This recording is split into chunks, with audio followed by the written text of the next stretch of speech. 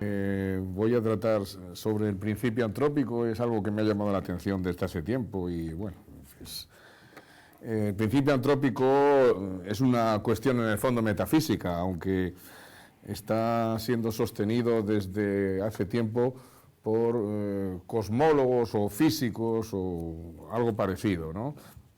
Y el principio antrópico se refiere sobre todo al puesto que el hombre ocupa en el cosmos. La pregunta podría formularse así: ¿para qué estamos aquí? ¿Qué lugar ocupa el hombre en el universo? El principio antrópico busca, ellos dicen, dar un sentido científico al hecho de que los hombres existimos. Aunque, bueno, también se puede hacer una interpretación metafísica, de alguna manera decir, bueno, el universo existe para que nosotros existamos y nosotros, bueno, que en el fondo toda la evolución conduce a una vida inteligente, sería nuestro caso. De todos modos, como los físicos estos llevan desde los años 70 discutiendo sobre este asunto, ellos, como se les nota que no tienen una formación filosófica clásica, pues tampoco ellos se meten a Dios, ni a las criaturas, ni el sentido del universo, ni la causa final. Ellos lo lanzan como un principio científico.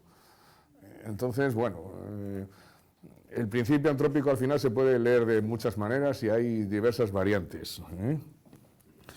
Para empezar, ninguna ciencia natural considera relevante a la especie humana. Ni hay necesidad de Dios, ni hay necesidad del hombre para estudiar científicamente el universo desde la física. O sea que esto no es necesario.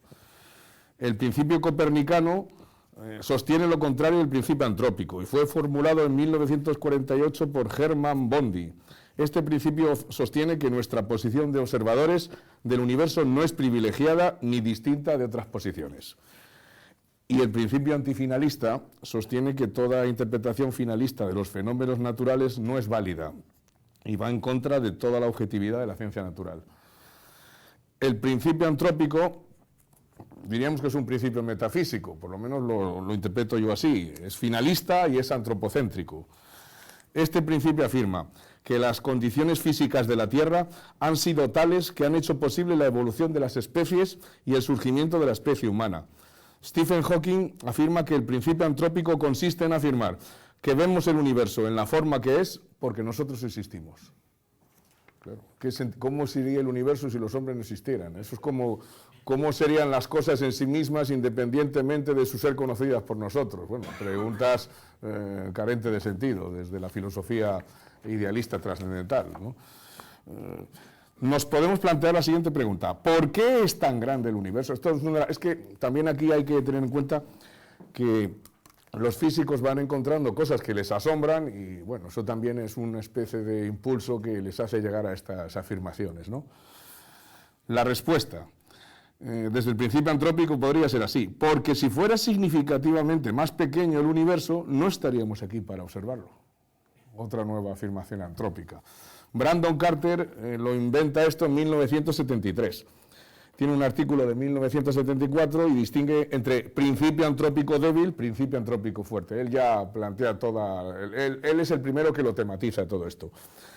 Y la posición del observador es necesariamente especial, al menos en cuanto que ciertas condiciones son necesarias para su existencia. El principio antrópico, ya tal como lo formula Carter, dice: lo que podemos observar tiene que estar limitado por las condiciones necesarias para nuestra presencia como observadores. Por ejemplo, voy a sacar algunos datos categoriales al respecto. La sorprendente debilidad de la constante de interacción gravitatoria. Si la constante fuese de un orden de magnitud mayor, la mayoría de las estrellas serían gigantes azules, un tipo de estrella de gran poder de irradiación y consecuentemente de corta vida. Si, por el contrario, la constante gravitacional fuese de un orden de magnitud menor, solo habría enanas rojas, estrellas de larga vida y de débil radiación. Ahora bien, parece ser que la aparición de la vida requiere estrellas capaces de calentar durante suficiente tiempo una región del espacio donde un planeta pueda tener una órbita estable, pero ni las gigantes azules ni las enanas rojas pueden satisfacer estas condiciones. Así pues, Parece que el valor de la constante de interacción gravitatoria no es azaroso, puesto que si fuese muy distinto no estaríamos aquí para verlo. Bueno, pues aquí estas cosas les impresionan mucho a los físicos, ¿no?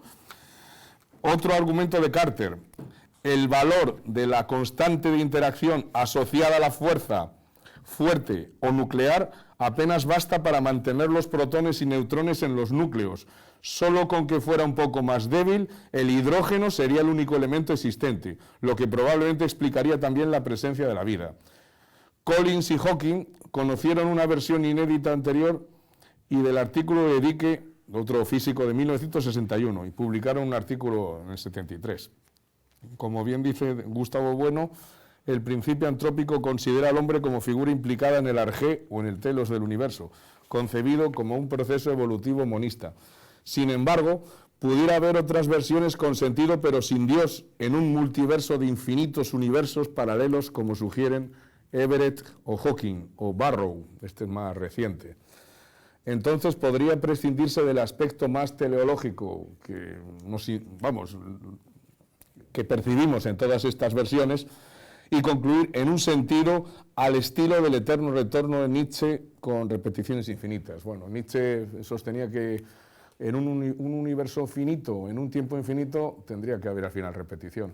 Bueno, pues aquí es infinito número de universos en un tiempo infinito, con que haya una probabilidad superior a cero, hay repetición. A lo mejor hay otros universos donde estamos haciendo exactamente lo mismo que aquí y es perfectamente posible porque muchos físicos sostienen que en el momento del Big Bang se dan todas las combinaciones posibles en acto, no como mundos posibles en Leibniz, no. Esto sí que es un acosmismo salvaje. En ese sentido, yo ahí no le veo tanta finalidad ni tanta teleología a todo esto. Entonces sería un eterno retorno de lo idéntico, pero ya simultáneamente también, en horizontal, diríamos, ¿no? Es una filosofía, entonces, la del principio antrópico, que ha sido sugerida por Dicke y Carter. En esta aproximación se postula que no hay un universo, sino todo un conjunto infinito en acto de universos con todas las condiciones iniciales posibles que se pudieran dar. Esto nos recuerda a Leibniz, lo único que Leibniz, claro, decía que solo podía haber un universo y había otros que podían haber sido, pero claro, Dios cogió el mejor porque, claro, tiene que haber un cosmismo en esta posición creacionista, teísta, metafísica, mientras que en el caso de los físicos, bueno, hay analogías, evidentemente, ¿no? Pero no, claro, un número infinito de universos, eso lo hubiera dicho Spinoza. Si es verdad eso, pues Dios hubiera creado todos a la vez, claro, ¿no? La potencia infinita, ¿no?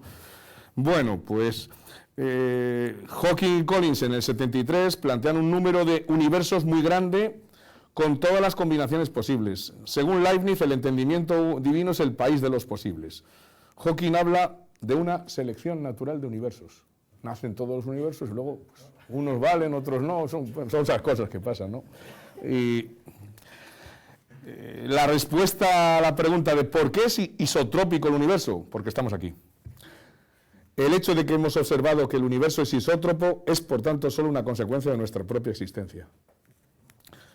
Bueno, más detalles podemos aquí seguir exponiendo. Lorentz y Samossi en 1974 afirman que la existencia de vida y conciencia humanas requiere que el principio de exclusión de Wolfgang Pauli, principio de los indiscernibles de Leibniz, actúe durante tiempos cosmológicos. Carr y Riess en el 79 afirman que hay unas constantes en el universo sobre las que conviene llamar la atención. Primero, la constante de estructura fina electromagnética, la constante de estructura fina observacional y la razón de las masas de un electrón a un protón. Hay algunas conexiones o interconexiones entre las mismas, en las estructuras menores que el átomo.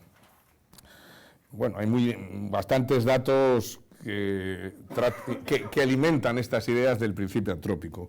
Por ejemplo, el valor de S, la razón del número de fotones al número de bariones del universo. Este valor es susceptible de determinación parcial mediante el principio antrópico. Otra coincidencia sería la conexión entre la constante de estructura fina electromagnética y la desestructura fina gravitacional. Hawking, por su parte, declara que el hecho notable que hay que tener en cuenta es que los valores de las cantidades de partículas en la naturaleza y de las fuerzas parecen haber sido ajustadas sutilmente para hacer posible el desarrollo de la vida. Y eso que Hawking ateo, ¿no? Y sin embargo, él incurre en estas afirmaciones. Por ejemplo, si la carga eléctrica del electrón hubiese sido solamente ligeramente diferente, las estrellas o habrían sido incapaces de quemar hidrógeno y helio, o por el contrario, no habrían explotado. Otra coincidencia que tiene un interés antrópico es la nucleosíntesis descubierta por Fred Hoyle. Bueno, es la reacción entre 3 átomos de helio, un átomo de carbono. Bueno, esto viene en la... He entregado ahí unas fotocopias para que se lea. Vamos, se puede leer esto, pero voy a ir resumiendo un poco. Carr y Rees han influido notablemente en Barrow y en Tipler. Por lo demás, Dyson afirma: no sería sorprendente si resultara que el origen y destino de la energía del universo no puedan ser entendidos por completo aisladamente del fenómeno de la vida y de la conciencia. O sea, que de alguna manera el universo tiene que desembocar en la situación en la que estamos. Entonces hay que distinguir, como hemos dicho antes, entre principio antrópico débil y principio antrópico fuerte. El principio antrópico débil afirma que nuestra ubicación en el universo es necesariamente privilegiada hasta el punto de que es compatible con nuestra existencia como observadores, y en cambio el principio antrópico fuerte afirma que el universo, y por lo tanto los parámetros fundamentales de los que depende, tiene que ser de tal modo que admita la creación de observadores dentro de él en algún estadio. El principio antrópico débil es una puntualización trivial al principio copernicano. La justificación del principio antrópico débil parece trivial. Si nuestra situación espaciotemporal no fuese compatible con nuestra existencia como observadores, no estaríamos aquí para observarlo. Bueno, es lo que hemos dicho antes, ¿no? Según Carter, el principio antrópico débil sería una forma particular del teorema de Bayes. Este teorema distingue entre probabilidades a priori y a posteriori de una hipótesis dada antes y después de que se ha tomado en cuenta un aspecto de evidencia relevante. El principio antrópico débil está definido como un efecto de bioselección por Carter. No es más que una aplicación del teorema de Bayes, puesto que nos enseña a tener en cuenta al evaluar un determinado tipo de sucesos o teorías cosmológicas que su probabilidad relativa está condicionada por la evidencia de que existe una forma de vida inteligente basada en el carbono. Según Hawking, el principio antrópico débil dice que en un universo que es grande o infinito en el espacio y o en el tiempo, las condiciones necesarias para el desarrollo de una vida inteligente se darán solamente en ciertas regiones que estén limitadas en el tiempo y en el espacio. Los seres inteligentes de estas regiones no deben, por lo tanto, sorprenderse si observan que su localización en el universo satisface las condiciones necesarias para su existencia. En cambio, el principio antrópico fuerte está ligado con la noción de mundos posibles. Este ya necesita echar mano de la teoría de los infinitos universos o de los posibles. Bueno, hay diversas versiones. Se llega así a la afirmación de que hay una pluralidad infinita de universos diferentes, separados, que cubren todas las combinaciones posibles. Esta sería la versión más neutra o más aséptica. Solo pueden albergar la vida aquellos universos cuyas características obedecen al principio antrópico. Nosotros estamos en uno de esos universos y no tenemos por qué interrogarnos sobre la probabilidad de realización de la clase a la que pertenece nuestro universo, puesto que no tenemos elección. En efecto, no podríamos encontrarnos en otra parte. Esta afirmación guarda semejanzas asombrosas y sorprendentes con las ideas de Leibniz. Según Leibniz, en el momento de la creación, Dios contempló todos los mundos posibles y eligió el mejor de ellos. Esto significaba el principio de lo mejor asociado al principio de razón suficiente. El universo, según Leibniz, es el conjunto de todas las fuerzas que existen y actúan a causa de su fuerza o principio interno. Stephen Hawking dice que nuestro universo es lógicamente posible desde el punto de vista de las esencias, pero altamente improbable desde el punto de vista de las existencias. Es un mundo extraordinariamente raro, inusual o improbable. Lo que afirma el principio antrópico fuerte es trivial, a saber, que el universo, este universo, tiene que ser un universo tal que conduzca a la aparición de observadores, porque si no, no estaríamos aquí para observarlo. El principio antrópico débil, en cambio, solo alude a nuestra ubicación en el universo, en este universo que observamos. El principio antrópico fuerte, en cambio, alude al universo mismo. Hay infinitos universos posibles, pero solo existe este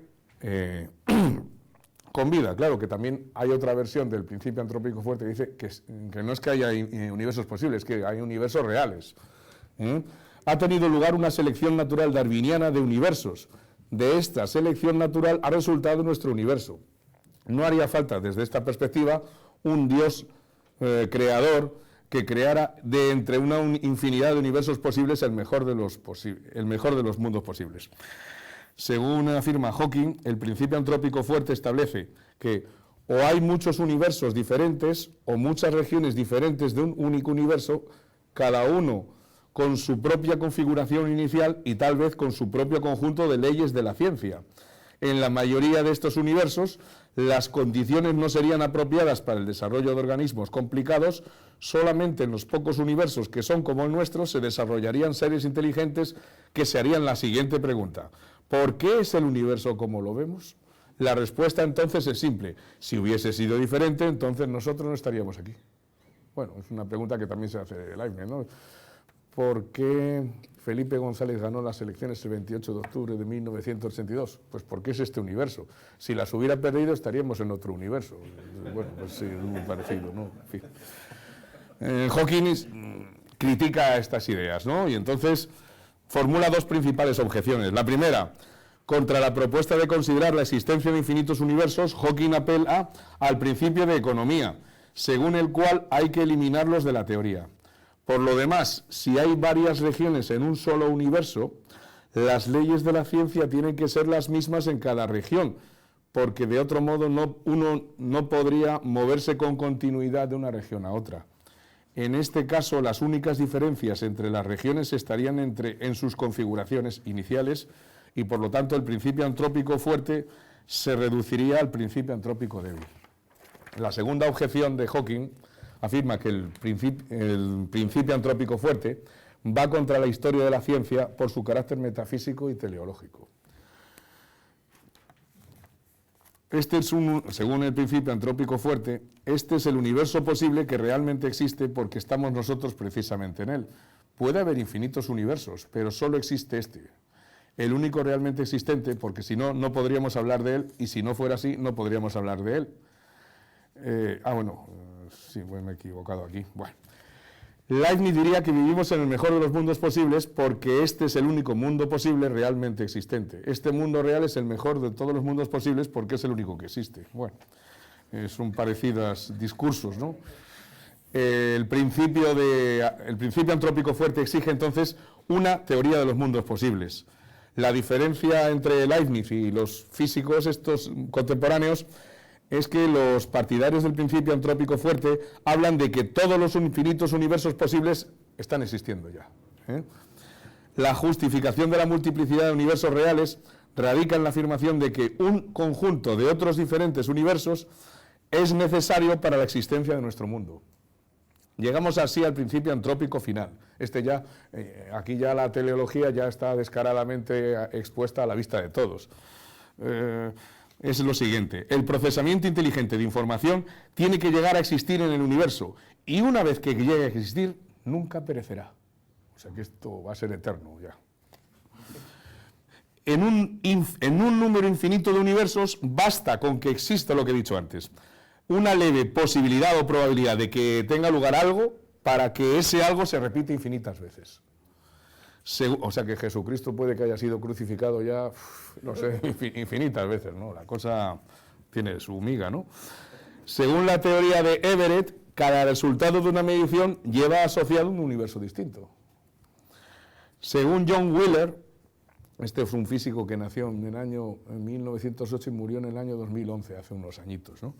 Y dice Wheeler que todo universo puede ser posible solamente si produce vida, conciencia y observación. Los observadores son necesarios para que exista el universo. Así se formula el PAP, el principio antrópico participatorio.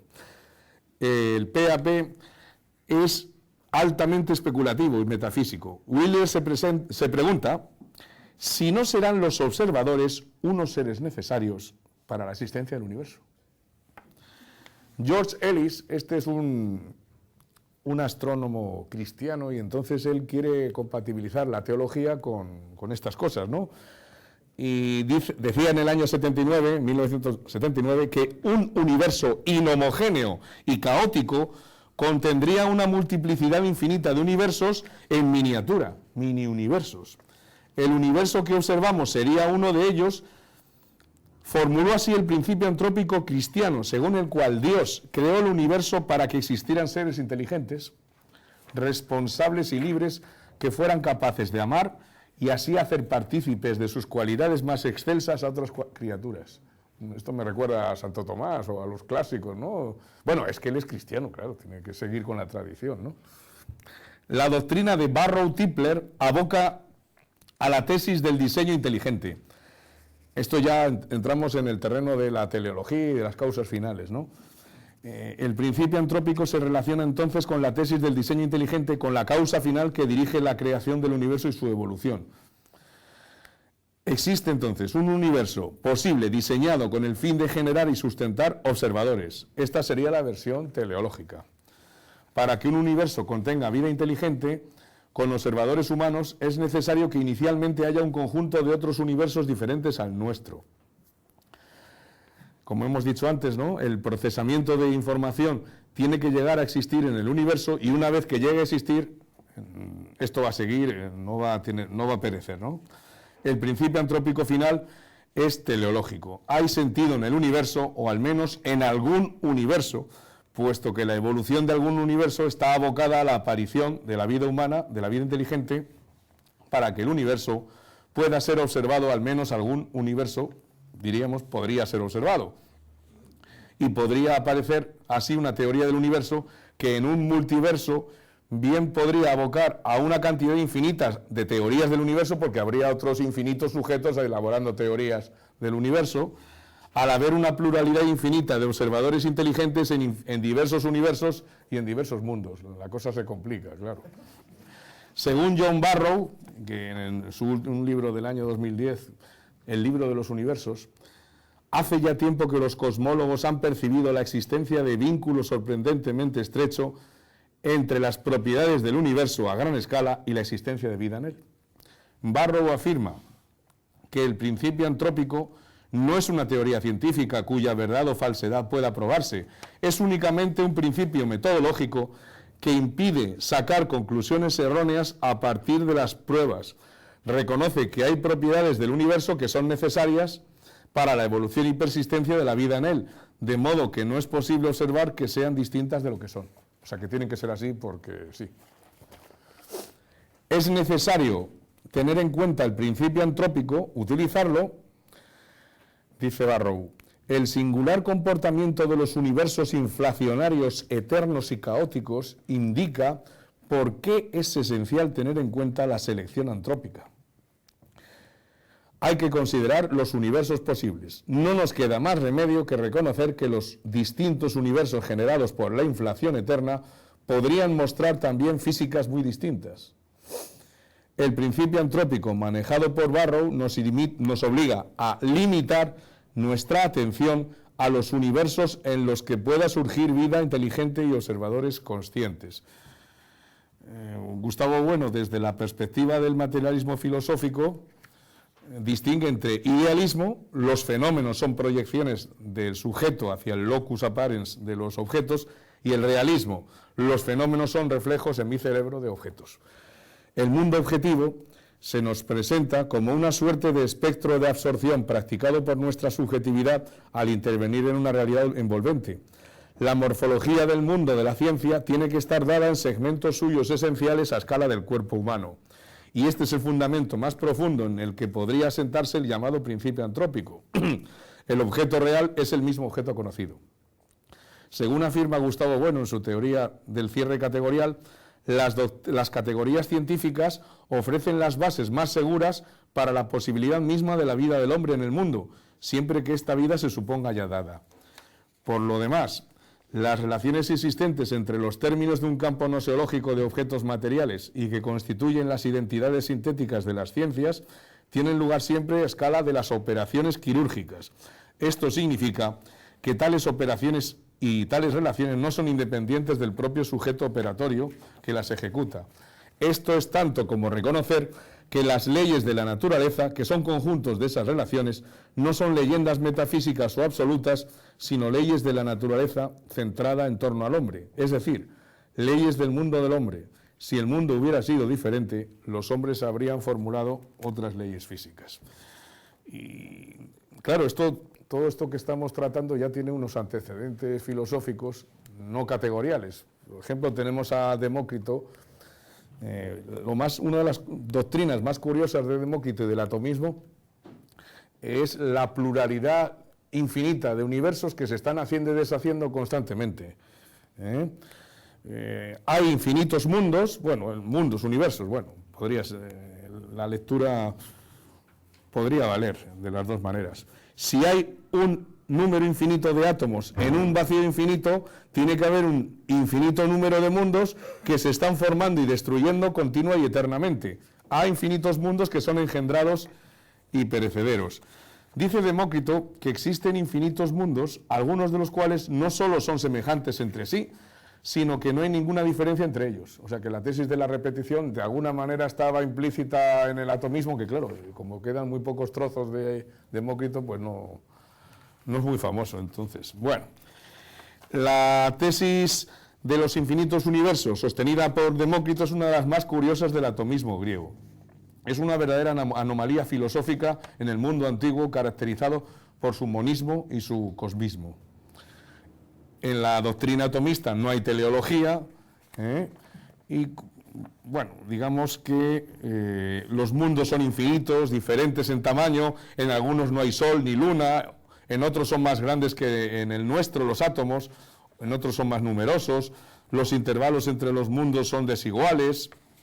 Las variedades, las posibilidades de aquí que nos ofrece Demócrito son bastante grandes, ¿no?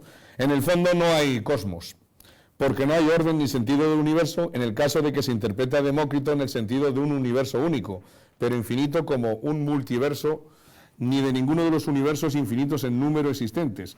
Como no hay causa final, no hay ni unicidad ni eternidad del universo. En un vacío infinito hay innumerables o infinitos mundos, y tales mundos son distintos entre sí. El siguiente caso que he encontrado ha sido Giordano Bruno, pero Giordano Bruno dice, lo que dice es que hay un solo universo y que hay infinitos mundos, que el mundo se entendería que es un planeta o un sistema solar, y que son todos muy parecidos, con lo cual, parece una especie de monismo dentro de la infinitud. Parece que no quiere romper con la tradición y caer en la doctrina de Demócrito, que supongo que seguro que conociera, ¿no? Simplemente diríamos que el universo es infinito y existen infinitos mundos en su seno. No hay un mundo, sino más bien muchos. Los infinitos mundos se mueven todos sin excepción, todos se están moviendo, y los infinitos mundos del universo están habitados todos por vida inteligente, seguramente, y parecidos a nosotros. Y en ellos existen seres vivos e inteligentes. Todos los infinitos mundos existentes son similares al nuestro. O sea que por un lado es un acosmismo, pero por otro lado es cosmismo. O sea que quiere ahí mantener, no sé. Bien. Leibniz nos dice lo de que este mundo que existe es uno de los infinitos mundos posibles, y esta posibilidad pertenece al orden de las esencias más que al de las existencias. Según Barrow, volviendo otra vez a lo que decía, aunque el universo inflacionario no crea todos los mundos posibles, en el sentido metafísico de crear todas las variaciones imaginables de todos los aspectos del universo, sí es capaz de explorar todas las variaciones autocoherentes de la física permitidas por la teoría de cuerdas. Al parecer, el número de ellas es 10 elevado a 500. No es infinito, Y Barrow añade, dice, en el momento en que uno se toma en serio que todos o casi todos los posibles universos pueden existir o existen, una resbaladiza pendiente se abre. Es la pendiente que conduce a la metafísica del eterno retorno de lo idéntico y de la infinita repetición. En un universo de tamaño y extensión material infinitos, cualquier cosa que tenga una posibilidad distinta de cero de ocurrir en algún lugar, ocurrirá con una frecuencia infinita. Actualmente debe haber un número infinito de copias idénticas de nosotros, haciendo exactamente lo que estamos haciendo ahora. Pues me parece que se me ha acabado el tiempo, ¿no? Sí, pues esto es lo que quería decir, básicamente. He resumido un poco, pero vale.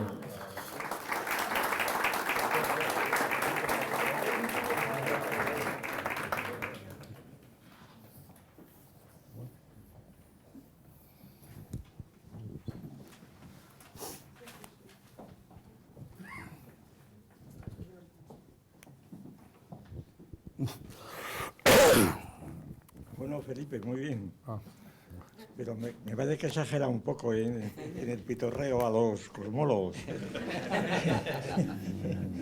Bueno, tampoco lo dejan ellos muy claro. Están constantemente hablando de mundos posibles, mundos reales, número infinito, un número muy alto, tampoco... No, bueno, quiero decir que a mí no me parece, creo yo, que el principio antrópico tiene otros aspectos más serios y que el teleologismo que esto le atribuye hay que ponerlo a cuenta de Hawkins y otros por el estilo, pero no en sí mismo. Sí, bueno, que no todos están en la misma cuerda, por supuesto. Por ejemplo, el libro de Barrow y de Tipler, pues, que es un tocho de 800 páginas, allí intenta derivar el principio antrópico, hace una historia y empieza no con Demócrito, sino con Protágoras, el hombre es la medida de todas las cosas. Y entonces en el principio de Protágoras se encuentra el principio antrópico. Y naturalmente, bueno, allí hay unas fantasías impresionantes, es algo increíble. Allí están los 4 principios, fuerte, débil, etcétera. Y entonces, pues, y con la colaboración de Tipler, que claro, Tipler da la impresión que está delirando continuamente por ese libro y por otros, claro. La teoría de la persona como un ordenador, ¿no? La definición que da Tipler de persona es una cosa realmente increíble, aunque tuvo y sigue teniendo mucho éxito. Pero bueno, yo lo que quiero decir es que el principio antrópico, primero, se le atribuyen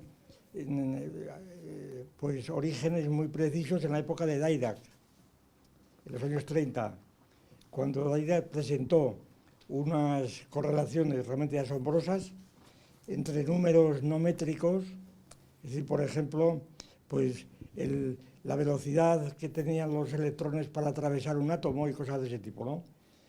Y entonces en estas había ciertas relaciones, vamos, que están formuladas muy bien y que tenían difícil explicación.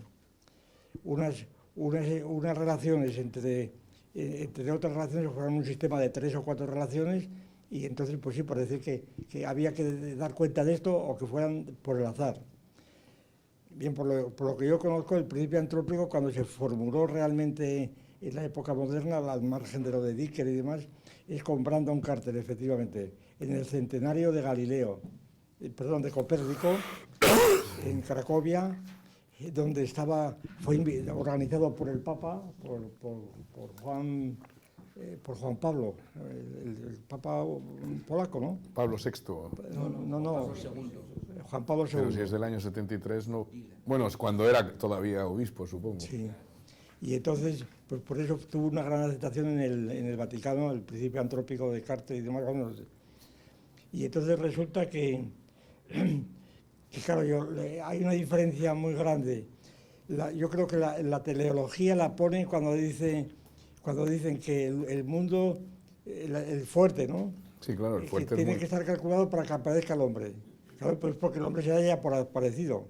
Quiero decir que eso es un caso clarísimo de un sofisma, pero vamos, de bulto, ¿no? Y sobre todo porque empiezan a hablar como si fuera posible y tuviera sentido hablar de otros mundos, de infinitos mundos, lo de Leibniz, ¿verdad? Y eso es completamente una fantasía que hay que demostrar desde otros mundos. ¿Por qué razón?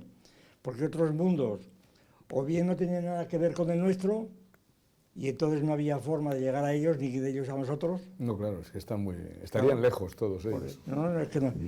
Si había otros mundos a una distancia tal que sea imposible la interacción en ellos, porque están más allá de los márgenes de la velocidad de la luz, etcétera, pues entonces estos mundos no son mundos. Y si tienen interacción con nosotros, no son otros mundos, sino que es un mismo mundo, dado que el mundo tiene que ser finito. El mundo del que hablamos, eso parece que es una conclusión de la relatividad y de Newton. Es decir, si nuestro universo está regido por leyes gravitatorias, entonces la distancia tiene que ser finita, porque si fuera infinita el cociente de la fuerza de gravedad por la distancia es cero, se anula, que fue precisamente una de las grandes limitaciones que tuvo Einstein. Porque Einstein pensó que un mundo era estado estacionario y que no había variaciones propiamente y por tanto que estaba eternamente así. Por eso Einstein experimentó Lo que pasa es que siguió la teoría de la relatividad general, pero experimentó una gran convulsión cuando se descubrió la expansión del universo. Y luego el modelo Friedman y luego sobre todo el modelo de Lemaitre, ¿no? Es decir, cuando realmente se habló de que nuestro mundo pues tenía una evolución, que no tenía estado estacionario, como usted también ha citado, me parece que a Hoyle y a Bondi, sí, joder, sí. y claro, que eran los físicos pues anteriores al Big Bang. Los físicos que después de haber descubierto Hubble, el corrimiento al rojo de las galaxias, y entonces obligaba a poner una sucesión a los astros, etc. Y entonces, ¿qué ocurre? Pues que sencillamente esta sucesión pues no podía medirse, ni podía establecerse, y entonces la idea de un universo estable se acababa porque las proporciones de densidad, etcétera, del universo, de la materia gravitatoria, hacían imposible el mundo, y entonces había que inventar la teoría de la creación continua de materia, que es la teoría de Bondi y de Gould, etcétera, y de Hoyle. Entonces, una creación continua de materia, que en unas cantidades mínimas al parecer, pues un átomo por cada kilómetro cuadrado al cabo de 1 millón de años, cosas de ese tipo, para mantener la densidad del universo. Claro, esta doctrina tan artificiosa, aunque fue completamente, todavía en los años 60, todavía la doctrina oficial, que yo hablaba con físicos entonces, y esa es la doctrina que enseñaban incluso en las escuelas, ¿no? La doctrina de la creación continua de materia. Esta idea de creación continua de materia fue la que cesó con las teorías estas del Big Bang, ¿no? que prácticamente se hicieron fuertes, pues yo creo que fue sobre todo con la obra de ¿cómo se llama? El famoso físico, hombre, bueno, no me acuerdo ahora, un físico ruso muy conocido, que en este momento no me sale el nombre, Gamov, con la obra de Gamov, que es el que hizo los primeros cálculos ya en serio, y entonces hizo modelos de desarrollo, después del modelo de Friedman, en donde ya mostraba pues toda la teoría de la fabricación de las estrellas en las galaxias a determinado grado de temperatura, etc. Bueno, entonces, lo que hace Carter es sencillamente suponer, desde hipótesis más o menos creacionistas, por supuesto, pero no propiamente teológicas, no querían ser teológicas, querían ser puramente físicas. La teología la ponen después, totalmente después. La teleología y la teología, claro, se pone después. Y entonces yo creo que el principio entrópico es un principio que tiene una explicación pues epistemológica, sobre todo. Es decir, el universo que vemos está a nuestra escala de cuerpo, eso parece evidente. Y eso yo creo que es el resultado del principio antrópico. Es decir, si vemos astros, estrellas, etc., es porque nosotros tenemos cierto tamaño, pero no porque nosotros debiéramos estar allí para que fuera así, porque esto supone un desdoblamiento del universo que supuestamente existiría sin nosotros, el famoso universo del precámbrico, donde nadie ha visto el precámbrico, claro, porque cuando reexponemos el precámbrico o el jurásico, sencillamente, el parque jurásico, ¿verdad?, que es el primer modelo puesto en marcha de una escena de la evolución de la Tierra, en este caso, que donde no había hombre. Es decir, en el Parque Jurásico estamos supuestamente viendo en una película lo que ocurrió en una época donde no había hombres. Es decir, estamos viendo a escenas antes del hombre. Escenas, por cierto, por otra parte, sumamente importantes, porque los paleontólogos confiesan que han aprendido mucho de la película, es decir, que la película no es una mera ilustración, porque situó pues escenas que absolutamente no aparecían como problemas.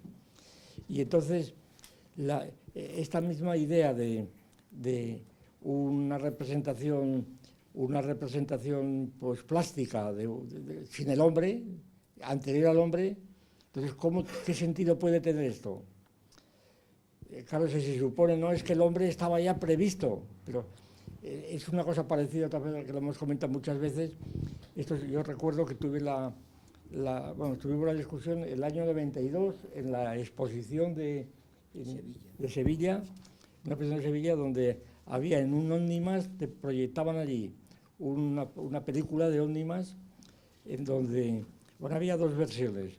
Te proyectaban una película de ómnibus donde empezaban, y ahí estaba el principio antrópico funcionando por todos lados. Entonces, incluso había butacas en la sala donde se movían y todo, ya había ruidos, en fin, era una cosa muy, muy espectacular, ¿no?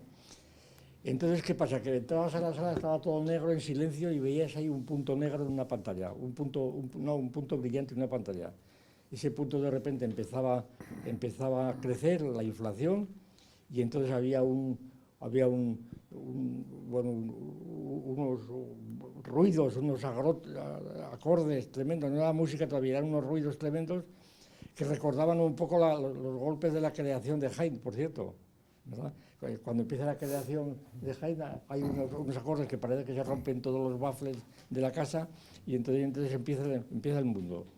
Pues estas explosiones en este ómnibus pues van continuando, se producen unas nebulosas, como aire o como no sé lo que es, y empiezan a pasar unos minutos y ya por fin empiezan a cruzar la pantalla, pues árboles, galaxias, animales, y luego viene el hombre, y luego por fin viene el hombre. Bien, esa es la cuestión. Bien. Entonces, claro, la cuestión es que cómo se puede representar esto en serio, cómo representar un punto antes de que no existiera nada y no había espacio. Es decir, la cosa no tiene ni pies ni cabeza desde el principio. Es decir, el intento de representar un acontecimiento aparentemente ocurrido hace 17.000 millones de años o 15.000 millones de años, etc., eso no tiene sentido, no es representable en absoluto. Sin embargo, se representaba allí y la gente se lo tragaba y se lo sigue tragando, ¿no? Como los libros de Hawking, donde aparecen allí unos dibujos.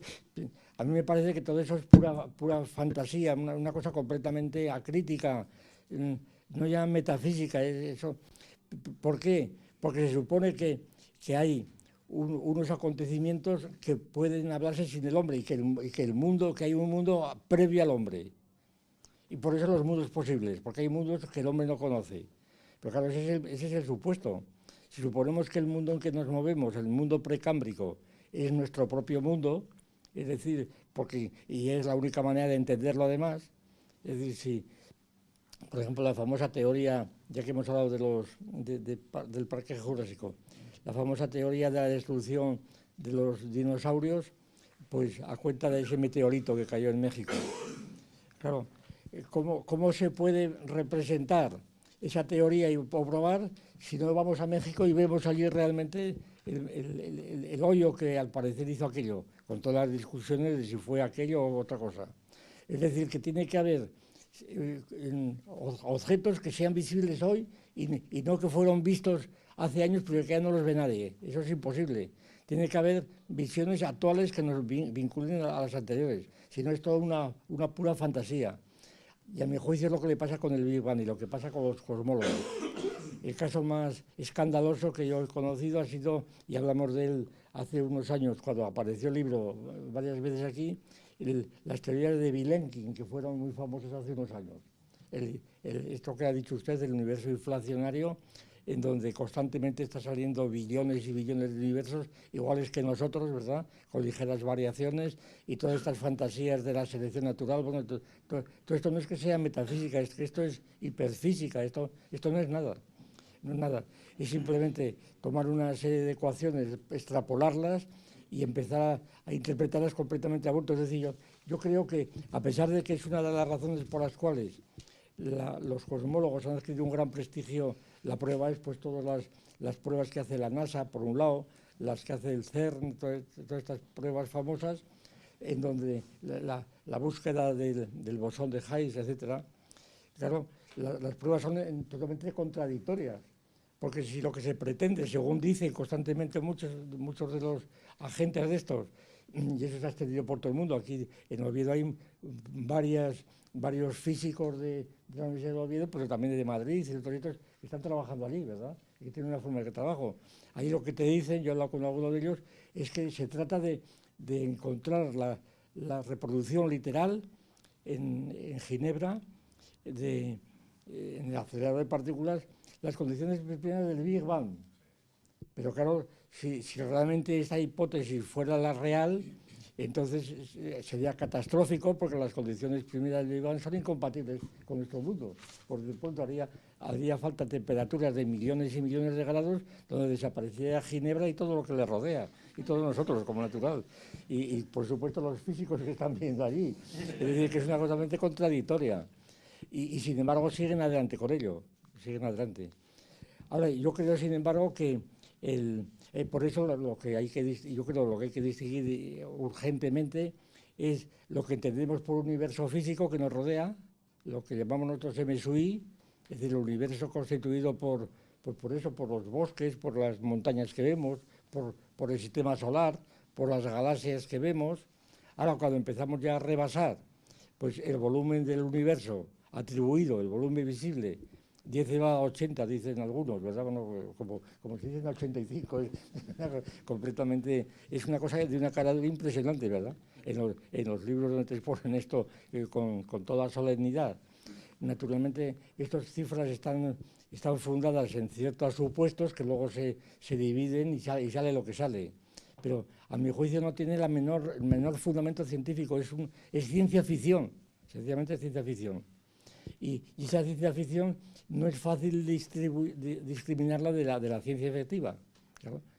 Y entonces, por eso yo creo que el principio antrópico tiene un fundamento que sería este, que el mundo que conocemos está establecido a escala nuestra. Es decir, que si nosotros vemos el Sol como lo vemos, independientemente de los 8 minutos que ha tardado la luz en llegar a nosotros, etcétera, si nosotros vemos el Sol como esto es porque tenemos ojos de esta naturaleza, no como los de las abejas o como los gusanos. Es decir, que lo que vemos está en función de nuestra escala, de nuestras sensaciones. Y por tanto, este es el principio antrópico. Y todo lo que se relaciona con el Sol está también relacionado con estas medidas. Y toda la escala de medidas de superiores al metro y inferiores al metro, los megas, etcétera, etcétera, estas son escalas en relación con el cuerpo humano, todas ellas, necesariamente todas ellas. Y por consiguiente, si eliminas el hombre, desaparece la morfología del universo. No es que desaparezca el universo. Es decir, nosotros somos una parte del universo, no tiene más misterio, yo creo. O sea, no es que el hombre sea la medida de todas las cosas, es que es la unidad de medida, que es un poco lo que viene a decir Platón cuando discute con Protágoras. Cuando dice el hombre es la medida de todas las cosas, ¿no? Entonces, si esto fuera así, sería todo relativo. El hombre es la unidad de medida, eso sí. Yo mido por brazas, por metros, por lo que fuera, y esa es la base de nuestros conocimientos reales. Por tanto, yo creo que el principio antrópico merece un análisis menos, menos catastrófico, como el que usted ha hecho, que parece que lo ha anulado como propio de gente en delirio. Efectivamente, hay mucha gente en delirio. El ejemplo que yo pondría sería Vilenkin, el Tipler, como ejemplos típicos de delirium tremens que están allí funcionando, ¿verdad? Ahora, sin embargo, hay otras expresiones que son susceptibles de interpretarse de otro modo, sencillamente no suponiendo que hay un mundo previamente independientemente del hombre imaginable por quién, claro. Lo siento Tomás, lo siento José Arturo, solo hay tiempo para una pregunta más porque tenemos que pasar a la siguiente, que son ya las 7. Una pregunta más y ya está. Nada, muy rápido, Felipe. En primer lugar, felicitarte, ¿no?, porque has buscado las raíces filosóficas del principio antrópico, y yo simplemente quería darte pues un hilo del que poder tirar. Abundando en lo que comentaba el artículo de Paul Dirac sobre el fino ajuste de las constantes de la naturaleza, un artículo del año 40 que a mí me parece que es el que está en la base de todos estos que luego en los 70 recuperan el principio antrópico. Y es que yo creo que el principio antrópico, la base que está debajo es una fascinación o una hipóstasis con las constantes de la naturaleza. El problema es que si uno puede salir al paso del principio anteópico negando que existan constantes en la naturaleza, porque, por ejemplo, en las leyes de Newton, la famosa G, que es la constante gravitacional, no es una constante de la naturaleza, es una constante de laboratorio que tiene que ver con la balanza de Cavendish. Y si no hay balanza de Cavendish, pues no hay constante. Por lo tanto, yo creo que una forma, un hilo del que puedes tirar también para salir al paso del principio anteópico, no solo filosófico, es por medio de las tecnologías, diciendo, es que no hay constantes de la naturaleza, con lo cual no hay ningún tipo de fascinación. Es aquello que decía un poco Aristóteles, podríamos equipararlo a decir, el que no es matemático se asombra de la inconmensurabilidad de la diagonal con el lado del cuadrado, y el matemático se asombra del asombro del profano. Pues yo creo que ese hilo también se podría tirar.